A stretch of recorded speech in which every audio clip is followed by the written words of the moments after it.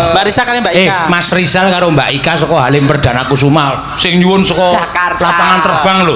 Mesti ono duwite aja. Mesti. Ayo kene. Ane tak kek tatin mau tak. Wah, ya ku urusanmu. Aja aku, wae pimpinan ya. Ya. Teneng meneh. Iki pimpinan apa Bang Plecet? Kok petong banget. Lah yo kok ngitung tuno rugi berarti untung ya Mak ya. Bang detail lho. Bersike lagi dijukuke rasa cerewet. Ya, tak anteni. Ditenteni sik Mak apa padha nglakoni ngono. Oh, dedeg piadegmu suwak banting ambiar. Wingi wis tok banteng ya. Wis tok lumahke ra tok bayar.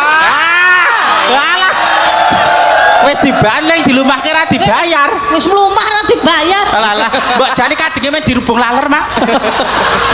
Gilane lho. Nah, ditanya mau ana 300. 300 apa pira? 300. Ora tok catet ta.